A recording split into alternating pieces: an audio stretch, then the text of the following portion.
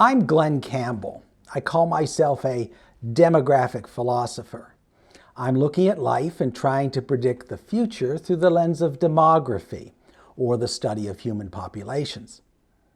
In this episode of my podcast, I'm going to try to bring it all back to center, try to summarize everything I've talked about and everything that has motivated me in this project. What is demographic doom and what am I hoping to accomplish here? And this is an unusual episode. If you're looking at the YouTube version, you can actually see my face in this episode, and usually you don't. And the reason for that is most of my episodes are heavily produced. I write a script for every episode, and I sweat over that script for weeks before I record the podcast. And then I edit it. I very heavily edit my podcasts. And this one is different. It's totally off the cuff. You might find a few edits in here now and then, but mostly I'm just spewing my theories without a script. And I ought to be able to do this because, you should know your own theories, the theories you've worked on for 4 years. You should be able to cough them up on demand. So that's what I'm going to do. So what is our demographic doom? I've named my project this, I've named my podcast this, my Twitter feed is called Demographic Doom. So what is the demographic doom that we're facing? And well, it's complicated and it's also very simple. Let's start with the simple part. What is the biggest crisis facing mankind right now? And I think what you're going to say is climate change. And that's certainly a humongous crisis. But it's not the thing that is going to cause mankind the most pain. Because even if we have screwed up the environment, mankind will adjust. People will move from place to place. They will adapt to the changing climate, just like they've adapted to conditions in the past. But our even bigger doom is something that we cannot adapt to. We cannot negotiate, at least in the short term. And the core of our doom is the lack of babies in the developed world. We're not producing enough babies to sustain ourselves, at least in the industrialized countries. And this is measured by something called the fertility rate. It's a statistic that says how many babies each woman in a society is producing on average. And they need to produce about 2.1 babies per woman. And they need to produce 2, first of all, because men can't do it. Men are kind of deadbeats. They can't produce any babies. So an average woman has to produce 2 babies to make up for the average man. And that 1.1, the 2.1, the 1.1 is sort of like a fudge factor because not every baby that you produce is going to go on to produce a child themselves. They could die in childhood. So the commonly accepted replacement rate, as it is called, is 2.1. And there is hardly any country in the developed world that is anywhere close to that. They've all fallen far below that. And I mean every country that's safe to visit, let's say. That includes China. China had this one-child policy, which seemed brilliant at the time, but now they don't have enough babies because they've achieved their goals of only 1 child per couple. And China is peaking in population. But it's also true everywhere in the Western world, in Europe and North America. Europe is especially bad. It hasn't produced enough babies for some time now. Why is this a disaster? I know an environmentalist is going to say, well, that's great for Mother Earth. We're going to reduce the population. There's going to be less impact, less pollution, less carbon produced if we have fewer people. And that sounds wonderful, except for the problem of getting there. Because if you're going to have less than 2 babies per woman, the natural tendency then is to end up having too many old people. If each generation produces half as many children as the previous generation, then what you have is an upside down pyramid where old people dominate the planet. And that's bad news for the economy. Bad news in all sorts of different ways. So why is it bad news? Well, it's bad news because old people get old. And at a certain point, you retire. But even if we make retirement illegal, at a certain point, old people get sick. And they get sicker and sicker as they get older and older. It used to be you just died at age 60. You'd have a heart attack and you died. Now people live to 70, 80, 90, 100. And if you've got too many people on the top of the pyramid and not many people at the bottom of the pyramid, the whole economics of the world are unsustainable. Just think of it within our current system. There was a time when there was 4 or 5 workers, maybe 5 or 6 workers for every retired person. That would have been back in the days when Social Security first started. And today, we're getting to the point where there's barely 1 worker, 1 or 2 workers supporting 1 retired person. And that's simply unsustainable. You can't keep going that way. And there's other things, other problems with a falling population. And those have to do with the commitments you've already made. You've already made commitments, governments have made huge debt commitments. And if their populations were to fall by half, they can't make payments on those commitments. So those commitments have to go into default. And there's the whole idea of institutions not being sustainable because they simply don't have enough bodies. There's a certain economies of scale in having a lot of people. And if you take, let's say, a community of 20,000 people and you cut it down to 10,000 people, well, then you might not be able to support things like your sewer system and all your municipal services because those are all set up for a much bigger population.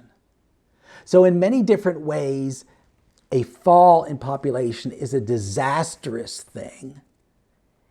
And at least in the medium term, it is not good for the environment. Now, the simple calculus that environmentalists use is every human being is producing so much carbon. So you reduce the number of human beings, you're reducing the amount of carbon. And that sounds correct in a stable state universe, in a place that is just like us, but it's not going to happen that way. Once the institutions start collapsing and government debt becomes unpayable, what you have is governments that become weaker and weaker and weaker and are less able to enforce environmental regulations. You know, if the US government were to collapse, which is not impossible, the Environmental Protection Agency would also collapse. And suddenly people are going to be throwing stuff into the rivers because there's no strong governmental authority enforcing environmental rules. So yes, over time, it's probably best that we have fewer people on the planet. We have 8 or 9 billion right now. Maybe it's healthier to have 4 or 5 billion or even less. The whole problem is getting back there while still sustaining your society. So this is the core problem. This is the core of our demographic doom, is not enough babies in the developed world. Now, we have all sorts of other little kinds of doom, all branching off of that one doom. I would say that the number 2 doom that we're facing, that is actually going to cause a lot more pain a lot more quickly, and that is economic collapse. And the economic collapse in our society really hinges on government debt. We're just coming out, we seem to be coming out of a pandemic right now. This is May 2021, and we're coming out of a pandemic where the government has spent tons of money. The US government alone has spent roughly twice as much money as it has taken in taxes in the past 2 years. In 2020 and 2021, it will almost certainly spend twice as much money as it is taking in. And even before the pandemic, the government was borrowing one of every $4 it spent. So governments are deeply in the hole, and we haven't seen any major effects of this right now, but there will be. Because to make up this money, to produce this money and spend this money that the government doesn't have, the government is borrowing this money, and ultimately it is printing this money. And this just can't go on forever. It didn't sustain Venezuela or Zimbabwe or Weimar Germany. You can't just print money forever. Sooner or later, you have to pay the piper. So this is the doom that is bearing down on us right now. And within a very short period of time, could be tomorrow, could be 2 years from now, could be 5 years from now, but sooner or later there will be some kind of major monetary collapse when we realize that all the money that the government has printed isn't good for anything, and there's going to be devastating effects. I can't predict exactly what those effects will be. Will it be hyperinflation? Will it be a stock market collapse? But it's going to be big. And you may ask, well, what has this got to do with demographics? And what it has to do with demographics is that our whole system was built for a different population profile. Our system rose up in an era when things were always growing. That's what America was, always from the beginning. It's growing, growing, growing. And this was especially true in the 1950s, late 40s and the 1950s when we had the baby boom. We produced a lot of babies and the population shot way up. And now the population is leveling off. And our whole system is built upon the idea that everything would grow forever. And whenever everything doesn't grow forever, then we get a crisis, and all of these economic assumptions that we've made during these growth periods become invalid, and they have to crash. Things have to crash. And I'm talking about a crash along the lines of the Great Depression, or even worse, because our government this time is the one that's deeply in debt. The government wasn't too badly in debt during the Great Depression, but now it is. And the government is the underpinning of the currency, the US dollar. And so if the government fails in some form, the US dollar has to fail as well. So the immediate crisis is the baby boomers, the people of my generation who were born between 1946 and 1964. And there were tons of us in my neighborhood. A lot of families had 4 or 5 kids in the family. Now you almost never very rarely see 4 or 5 kids in the family, but it was the norm back in my day. And all of these baby boomers fueled the economy. They were a drain on the economy initially. In the 1960s and 70s, the baby boomers were a drain on the economy because they were using up educational resources. They were requiring government resources and not paying any taxes, because kids don't pay taxes. But then in the last quarter of the 20th century and in the first decade of the 21st century, those baby boomers came of age. They began to earn a lot of money and spend a lot of money, and they were the great engine that drove our economy. And what's happening to those baby boomers now? Well, they're retiring. And instead of producing tax revenue and producing goods and producing stuff that powers our economy, now we're draining the government. We're we're draining the government of its resources. We're collecting on our Social Security. We're spending Medicare money. We're redeeming our stocks. We are now a drain on society, and because we as the baby boomers didn't have many kids ourselves, and as a matter of fact, I've had zero myself, and our children, or the children I didn't have, aren't having many children. So we've got a top-heavy system with too many baby boomers retiring all at once and no workers to support them. Yet the government is still spending money like it was the boom times. The boom times I consider 1980 to 2008. Those were the big boom times. You may not remember them fondly, but in retrospect, they were a time of great economic growth around the world. And we're still spending money and making commitments as though that growth was going on, even though it has ended. So in 2011, the baby boomers started retiring, started reaching age 65, and they're just like a tidal wave, a tsunami of old people, a silver tsunami. So that's kind of a one-time demographic issue.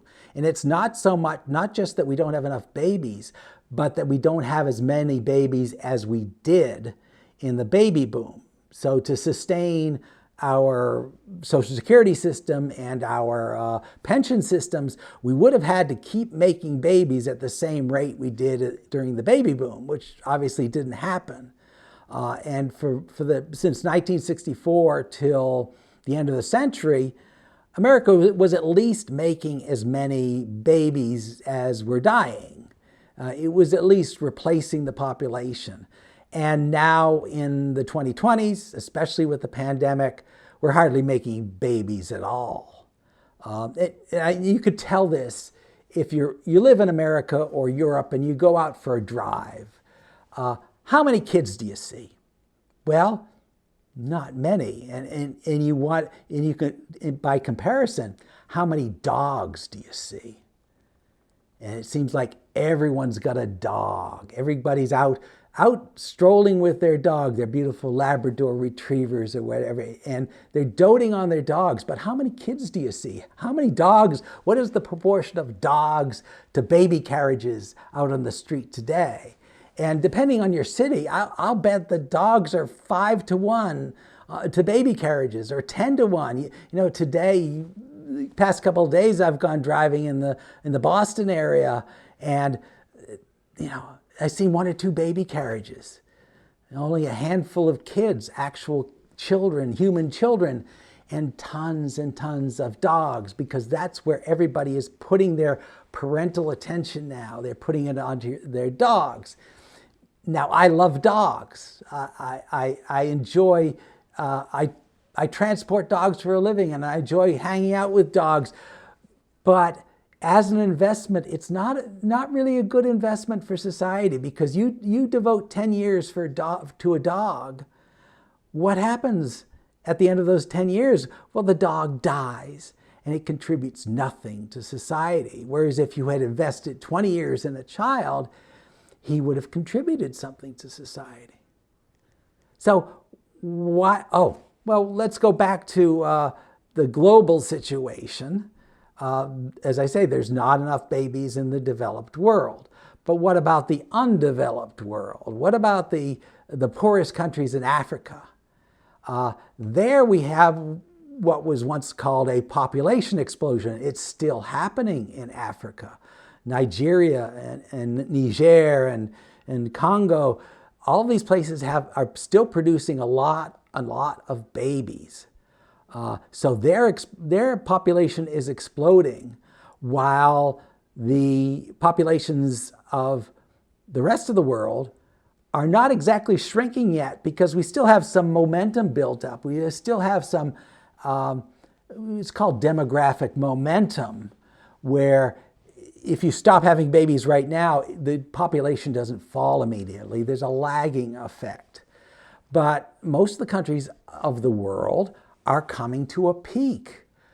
China may already have reached that peak where their population doesn't grow anymore after today, it's going to start shrinking. And that's an obvious result of the one-child policy, where couples were instructed to have only one child.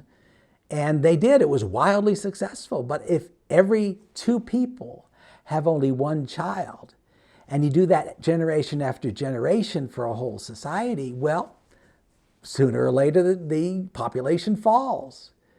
And there's been news stories lately that this is the year, this is the time that the population has actually fallen. Some of the Chinese authorities dispute that. But if not this year, it's certainly close. And by some reckoning, 2011 was the date that the working population began shrinking. So the working population is the people between the ages of, let's say, 16 and 64 who are actually producing things for society. That number is what's really critical, because those are the people who are paying taxes to support all the other people, all the dependents. The young people and old people who can't work, they are called dependents. And the people who work are the engine of society, and the proportion of people who are dependent, the old and young, to the workers, that's called the dependency ratio. And that's just going up, up, up, in meaning that there's more and more dependent people. So what are the solutions? Well, we could just make retirement illegal. We could say, no, you can't retire at 65. You have to wait till 70, which Japan has done. I think you have to be 70 to earn your pension. But there's a limit to how much you can do that, because people, when they get old, they get sick. Their faculties wane. And that's something you can't negotiate with. Old age is a lot of failing systems all at once, and there's no magical elixir to make people live longer or to make people healthier. It used to be, for example, that if you had a heart attack at age 60, you died. That's the way things worked for most of human history. It's only in the mid-20th century that medical science learned to save people from heart attacks. So you save someone from a heart attack, and what happens? Well, they die of something else. But in the meantime, you've got 20 or 30 years of more medical care you've got to spend on these people because they didn't die at age 60. So we've got a medical crisis where we simply have too many old people getting sick, getting cancer, having coronary problems, having all sorts of things that require doctors and hospitals, and fewer people paying into the system in their prime working years. So we can't, just raising the retirement age won't do anything. Someone has suggested, well, robots will save us from our dwindling population. So what we do is we just build robots to replace all the workers who aren't working. And we get just as much work done by having robots. And that's great. That might solve any labor shortage. But there's one problem with robots, in that they don't pay taxes and they don't consume anything. An ordinary worker will work hard, make some money, pay that money to someone else to kind of power the economy, and pay taxes. But robots don't do any of that. Robots just build things, and it's really hard to tax them. You could try to tax the corporations that build the robots, but that's been very difficult. Most of the US government's tax revenue comes from individual wage earners. Corporations, as you might have guessed, don't pay many taxes, and it's really, really hard to get corporations to pay taxes because they can always move things around, move things offshore, rearrange their profit structures so they don't have to pay taxes. So the people left paying taxes are the real workers, and right now there aren't enough real workers to anywhere come close to paying society's debts or the government's debts. To look at the government. The U.S. government, as I said, is spending twice as much money in 2020 and 2021 as it is taking in taxes. This is just like someone spending on their credit card twice as much money as they are earning in salary. And there's all sorts of arguments that says, well, the government can get away with this because the government prints the money. Yeah, it can get away with it for a certain amount of time, but you just can't, you can't produce value for anybody, for a society, by printing money. Sooner or later, something's going to break. And when it breaks, it's going to be catastrophic. You're in this moment when I'm recording this video, things don't look very bad. We're coming to the end of a pandemic. People are starting to poke their heads out into the real world. People are starting to travel and go to restaurants again. And things are beginning to look up. And the stock market, you wouldn't believe the stock market in May 2020. In fact, the stock market throughout the whole pandemic, at the beginning in March of 2020, there was a stock market crash, as one would expect as news of the pandemic spread. But then the government lowered interest rates, the Federal Reserve lowered interest rates and pumped more money into the system, and stocks blew up. And the great irony of the pandemic is stocks hit all-time highs. It's not just that the pandemic destroyed the economy, laid waste to the economy, vast swaths of the economy, yet the stock markets rose, and other asset markets like residential real estate rose. And it's just insane, and it doesn't make sense. And it's like the last gasp of a bubble economy. At some point, the stocks are going to crash. There's bad things are going to happen. And I'd be a rich man today if I could predict when it will happen. I can't. I would have predicted it would have happened 2 years ago, 3 years ago. In fact, I was making videos about the coming economic collapse back in 2010, and it hasn't happened. That doesn't mean it won't happen. I just don't have enough timing. I just don't have enough knowledge of the timing to become a rich man over it. So back to the demographic part of things. We don't have enough babies. It's a bad thing. If you don't believe me already that not enough babies is a bad thing, I've got plenty of other podcasts about that. There's plenty of other writings about that not enough babies is a bad thing. If that's true, how do we bring the babies back? What's the solution to the baby bust? And my contention, and the reason I call this doom, is that there is no solution. There's nothing a government can do to bring back the babies. And everything that you propose, I can shoot down pretty quickly. A tax credit. Let's give parents a tax credit for every baby that they have. And do you think that any parent gives a damn about a tax credit at the end of the year? No way. They're looking at the cost of having a baby, and the cost is just astronomical. Back in my day, back in the day when there were 4 or 5 kids in the family, the per child kid was not all that great because you could do a lot of things. There's not so many rules to obey. Kids were just kind of let loose. They were cut loose to entertain themselves all day. And now you can't do that. There's all sorts of rules. You have to supervise your child at all times. You've got to have, you can't leave your child unattended. You got to have certain car seats, mandated car seats. And how many car seats can you fit in a car? In my day, just everybody piled into the Cadillac. 6 or 7 kids all piled into the Cadillac, and we all went somewhere. And you can't do that anymore. You got to have a government-approved child seat in every car for every child, which means you've got to have a mammoth SUV or minivan if you plan on having more than 2 kids.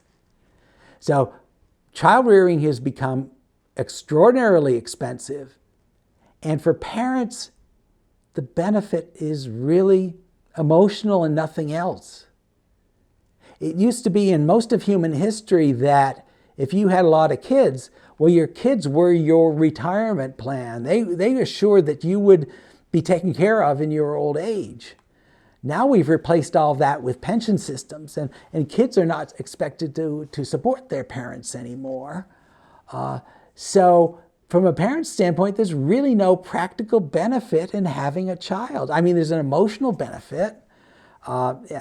Raising kids is fun, but boy, is it labor intensive.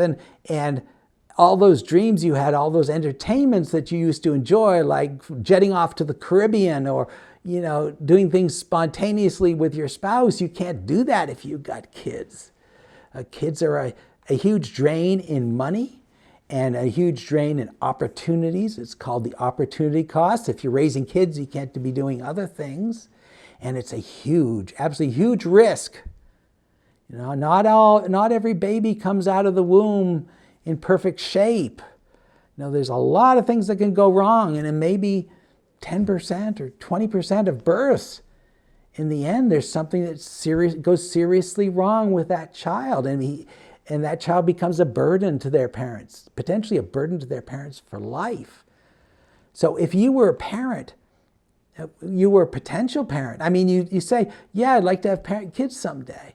But when you crunch the numbers and look at the cost of this thing and look at how unstable your own income is, you don't have lifetime employment anywhere anymore.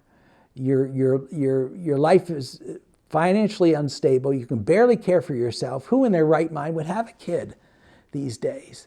And any government program that proposes to solve that just doesn't understand the immensity of the problem.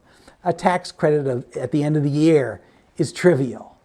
You can even pay parents a bounty for every child that they produce, but that's trivial compared to the true cost of parenting. And you wonder if you have that bounty, if you say, you make a baby, I'll give you $5,000, well, you wonder what kind of parents would fall for that.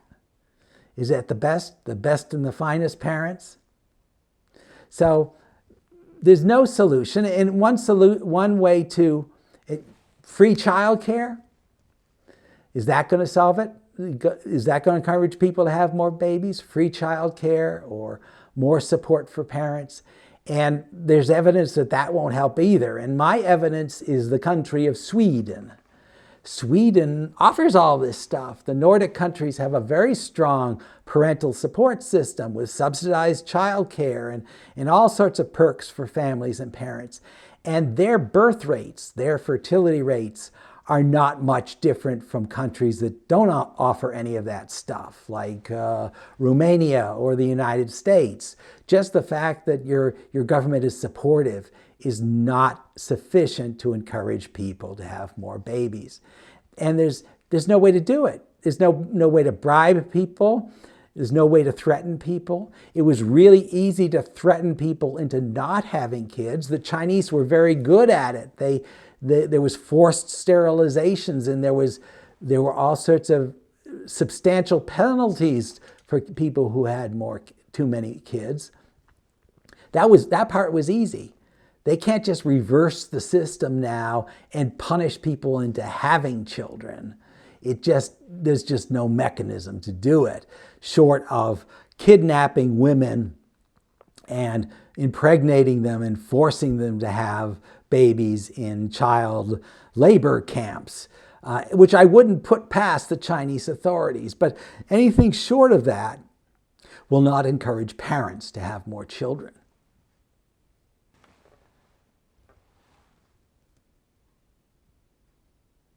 So I've got these interesting stripes on my face. You see that? Got the sun coming in on me. Do you think I should move? Or maybe I should just keep going. Let's just keep going. So mankind is facing an economic crisis of not enough workers and the government not being able to acknowledge that and reduce its spending, and instead it's printing money. That's the immediate crisis that's going to cause everybody a lot of pain in the short term. And in the long term, we have this lack of babies, which actually started way back in the 1960s. And there's no way we can make more babies or encourage more people to have babies, at least within our current system. And this means that countries and institutions will collapse. I can't say how or when or what or exactly what will happen, but you can't sustain a country on a falling population. The Japanese have been pretty good at doing it so far, but even their system can't keep on. You can't keep producing 100-year-olds and 90-year-olds and not producing any babies without at some point running out of resources to take care of all those old people. So I said there were a lot of other problems that branch off of this one core problem of not enough babies. We have too many babies in the underdeveloped world. So why can't we just take all those extra babies from Nigeria and bring them on over to Germany or Netherlands? And that only works when you're taking highly educated immigrants. So we have all the countries of the Western world going to Nigeria and raiding Nigeria for all of its talent, all of its doctors and nurses and people, engineers and people with skills that Nigeria has spent money training. Those are all sucked up by the Western world, sucked up by North America and Europe. And what's left in Nigeria are people raised in harsh circumstances, raised in poverty. Raised without much education. And you just can't take an uneducated person from a very poor country and bring them to France and Germany and expect them to function. They have no clue how to get along in a developed country. So if you were to open the floodgates and let every Nigerian into France, well, they would develop enclaves of Nigeria within France, which they've already done. And this would cause great tensions in French society, as it is already done. And it would not solve the core problem of not having enough talented workers, not having enough people to power French society. So you can't just import immigrants. They're producing a lot of babies in Nigeria, but you just can't import babies because what the developed countries are lacking is not babies per se. Babies are easy. What developed countries are lacking is parents, people willing to raise a child for 20 years. And if you don't have that, then there's no point in importing babies from Nigeria. So there's no solution. The fact that some of the world is still exploding while most of the world is shrinking, you can't just transfer one to the other, not without causing huge problems.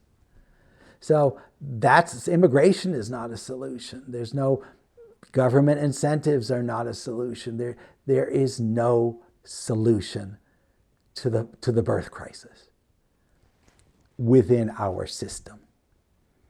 The only solutions I see are when our system collapses in some form.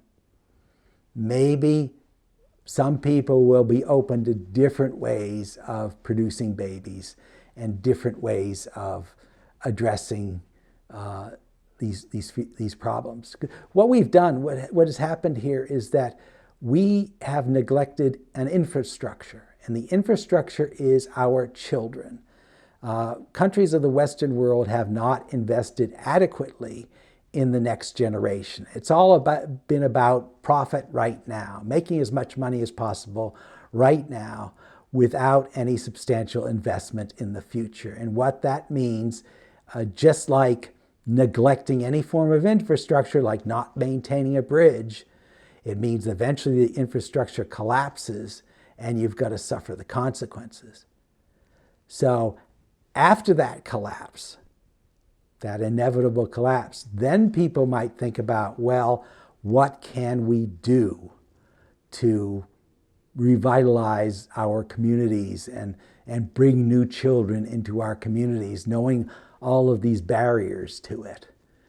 And that's where I have my own solution. It's a theoretical solution. I'm not really sure I'm ever going to see it in my lifetime, but I have a solution. My solution is called the PostNuclear Family. And it's a system that allows more children to be raised be raised at lower cost overall. And my solution is actually pretty simple. I want to bring back the big family. Big families used to be the norm, especially in rural societies. You might have 8 kids in one family. I want to bring that back, but I want to start at 9 kids. 9 kids evenly distributed. And perhaps as many as 18 kids all living in one household. But no parent can support that. No parent can afford that. No parent wants to give up all the rest of their lives to raise children.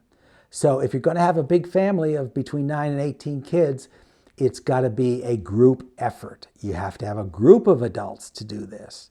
Because if you had a group, let's say you had 8 adults or 10 adults, and you had 9 to 18 kids, well, you could distribute the duties of parenthood. It might be that you only have to be a parent 1 day a week. And and you're distributing the risk. So if you have 9 kids and one of them turns out to have some serious birth defects, well, if you've got a lot of adults to distribute that risk over, it's not so devastating. So the aim here would be a certain economy of scale by increasing the size of the family and increasing the number of parents. So that's the core idea. And once I've proposed this core idea, there's all sorts of questions you're going to ask. And the bulk of my efforts right now are focusing on trying to answer those questions. How would you organize a group of parents to raise a bunch of kids? What is the organizational structure and how will it work? So I've covered this in other podcasts. I don't know if I should, I'll just give you a few of the highlights here.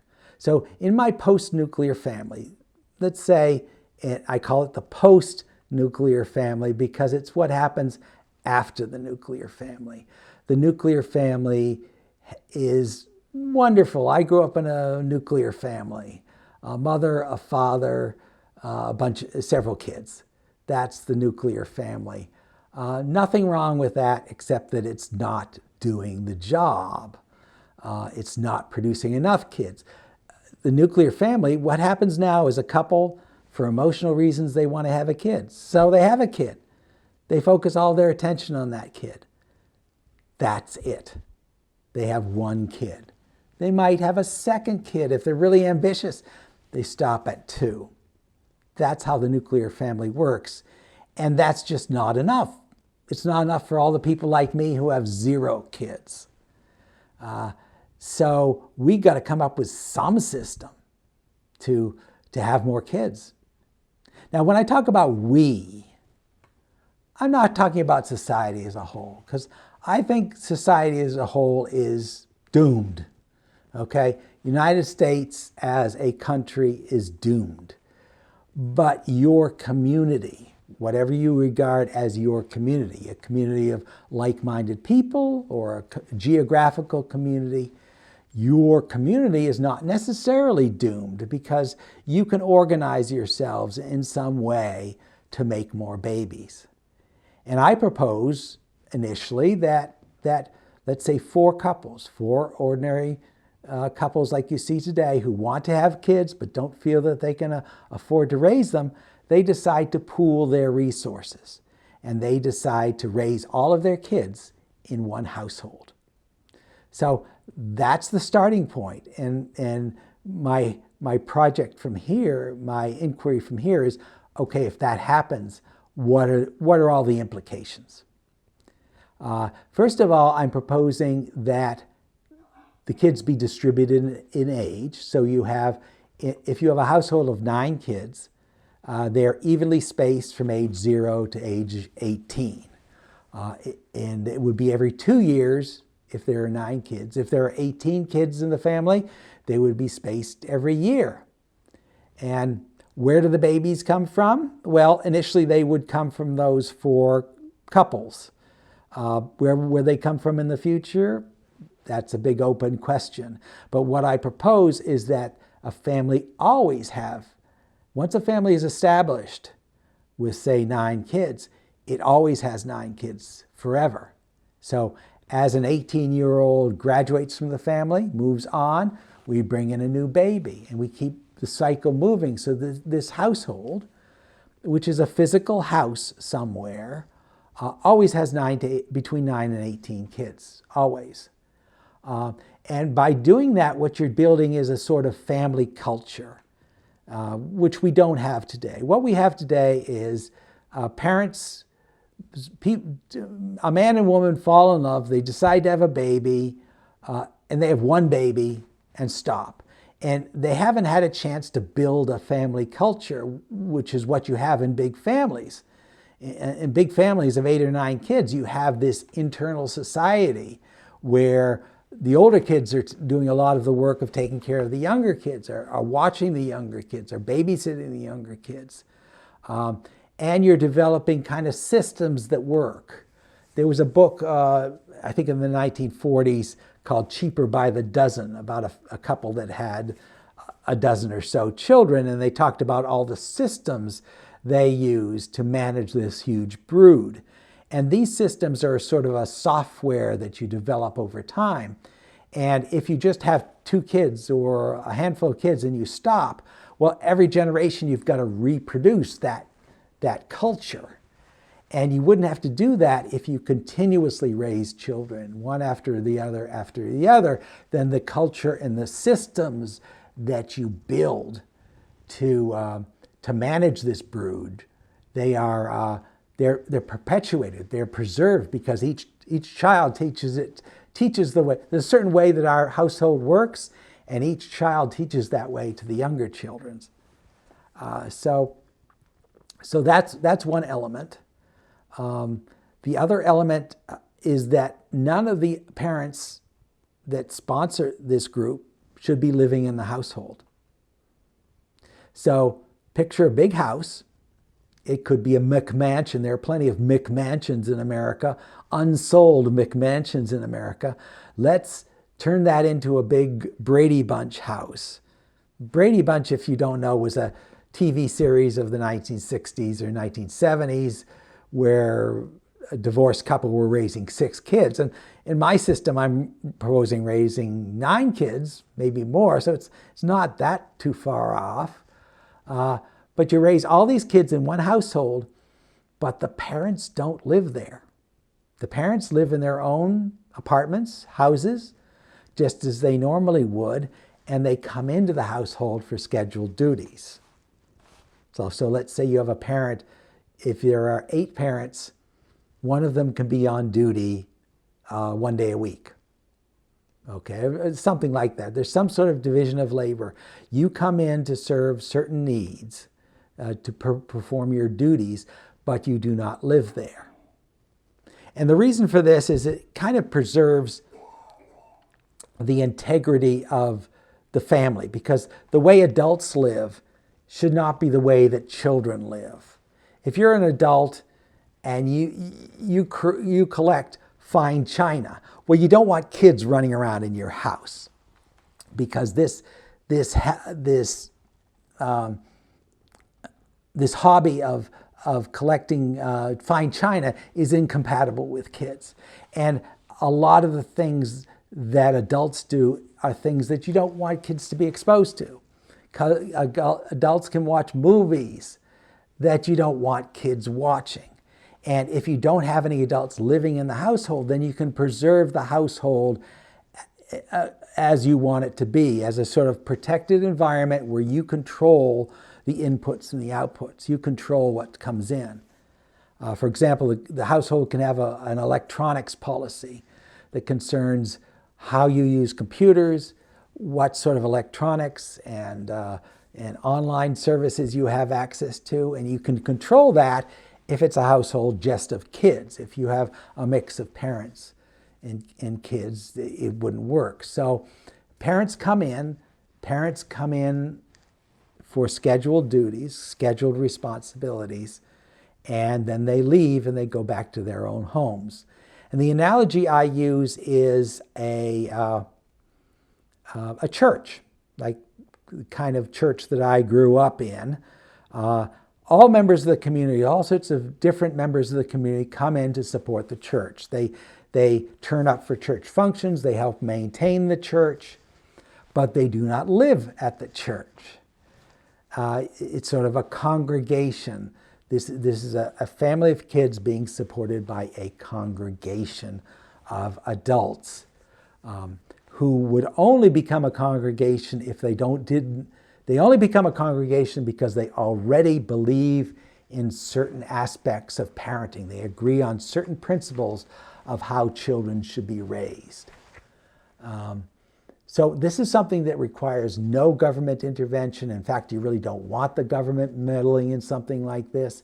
This is just 8 adults deciding we got to do something.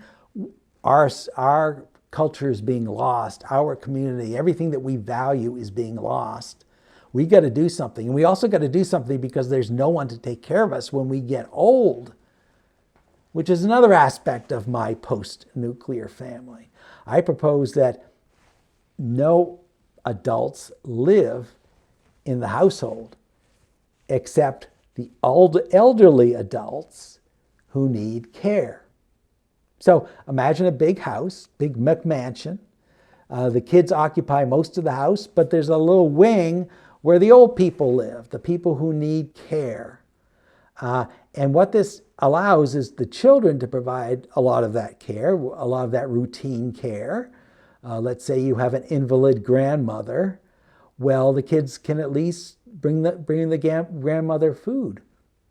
And I propose that the kids do an awful lot, as much as they possibly can, of the parenting tasks themselves, which is another radical aspect of my system. Today, what happens is you have 2 parents. They're raising 1 or 2 kids. They wait on their 1 or 2 kids hand and foot. They make all the meals. They do all the cleaning. They change all the diapers of these 1 or 2 kids. And these kids grow up pampered with high expectations, a high sense of entitlement, which is unhealthy in itself. And what I propose is if you've got a household of 9 to 18 kids, you can now start using the labor of older kids to care for younger kids. That's the way big families have always worked. If you're a 16-year-old, there's an awful lot of things that you can do to take care of your younger siblings. You're legally capable of babysitting them, but you can also change diapers, and you can also spend all that time teaching a young child language and playing with a young child, which is now entirely falling upon the adults. So if you grow up in this family, from the moment you're conscious, you're aware that you have a lot of brothers and sisters, a lot of people hovering around you, and most of the people who are taking care of you turn out to be not that much older than you. They could be teenagers. A teenager can do almost everything that an adult can do in terms of the routine care for infants. Kids can prepare meals. You don't need an adult to prepare meals. You need an adult to bring food into the house. You need an adult to pay the rent, but you don't need an adult to prepare meals. There should be a system among the kids to do that. And you don't need an adult to change diapers, because an 8-year-old can learn to change diapers. And an 8-year-old can learn to talk baby talk to a baby. You don't need a PhD in child development to talk baby talk to a baby. So I propose that this system, this family system, is deeply focused on caring for one another. It's a system that trains children from the very beginning to care for one another. And the care you provide to your siblings is dependent on your maturity, depends upon your age and your ability. So you don't have 8-year-olds doing things that they're not capable of doing, but you do want them to do everything that they are capable of doing. 8-year-olds can change diapers just as well as a 32-year-old can change diapers. And if you're going to develop this system, well, then you've got to have an educational plan. You bring all these kids into your household. It's because you really want to program them. You're creating a household because you want to program kids in your way of life and your way of thinking. So there has to be an education plan. There has to be school. And this is all open as to what school will look like. I see it as homeschooling. The way I would do it is I would hire a professional teacher. If you've got a lot of adults supporting this family, then maybe you can hire a professional teacher to come in Monday through Friday, 9 to 5, and manage the educational plan of these children, which doesn't necessarily mean teaching. It could be assigning resources. So if you want to teach a baby his alphabet, a toddler how to sing his alphabet, you don't need an adult to do that. You could assign an 8-year-old to do that. You know, Johnny, can you teach Susie her alphabet? And you can monitor that situation to make sure it's getting done and to make sure certain benchmarks are met. But a teacher in this system is more of a resource manager who is assigning resources and not really doing much teaching of their own. So part of the educational system is formal teaching. You have a curriculum that all the adults have settled on, things that should be learned, books that should be read. And then you have the inherent education of training people to care for each other. So childhood is a training program where we should be training children to care for other children, other people. We should be training children to care for their younger siblings and for those old people who need care. So in this giant household of 9 to 18 kids, there's babies that need to be cared for, and there's also old people that need to be cared for. And your job as a kid in the middle years is to care for all of these people, is to care for one another. And this is part of your culture, part of the culture that this family would be inculcating. At some point, kids get old. They age out of the system. They turn 18. What happens to them then? Well, I think that if this is a warm family with lots of interconnections, kids won't be raging at the bit to get out. I mean, they'll want to go out and see the world, but they should also be closely connected to their family, even after they turn 18. I expect this connection, part of the job of childhood is to build family loyalty so that kids are, when they're free to leave, to just walk away, that they do stay close and they do stay loyal to the family. And I propose that these children who graduate from the system are expected to support the family in very concrete ways. And one of the ways they support the family is through family taxes. If you're a member of a family, either one of the founding adults or a graduate of the family, you are expected to pay a certain proportion of your income as family taxes to support the family back home. You can go and travel. You can take a job in a far distant country as long as you're sending your family taxes back home.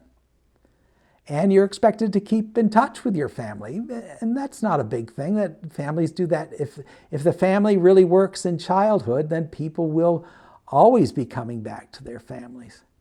And they'll definitely come back to their families when they get too old to take care of themselves. It should be natural that after you've gone out and made a living and sent money back to your family and done your family proud, well, eventually you'll come back to your family and care for your family, because people who are in their 60s or 70s can make excellent parents. They're very experienced by them. They can serve their duty as parents in this family, and they have a lot more time than someone would have in the middle years. And eventually, when you get too old, where you need care, where you need assistance, that assistance should happen right there in the same household where you were raised. So obviously, I'm talking about a long-term thing here. Going from birth to old age, that's a span of 80 years. So I'm talking about a long-term plan here. And I don't see this plan happening anytime soon, not before the collapse, not before the Armageddon here, the economic Armageddon, because people aren't motivated enough. People don't see any problems. You know, there's only a few people who really grasp that the problems of underpopulation. Most people think we're still in a population explosion. A remarkable number of people think that we have a population crisis. They're still producing videos about that. This started back in the 1960s with a book called The Population Bomb by Paul Ehrlich, about how populations are exploding and that we're all going to starve because of it. Well, it turns out we didn't starve. Most of us didn't starve. And populations fixed themselves all by themselves. And they were already doing it by the 1970s because we already had birth control. People were deciding to have babies instead of just having them.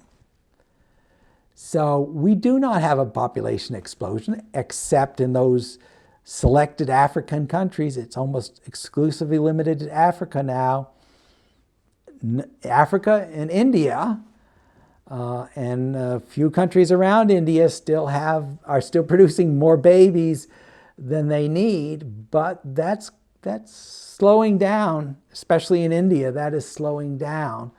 Africa remains a crisis, but outside of Africa, we have an underpopulation problem, not an overpopulation problem.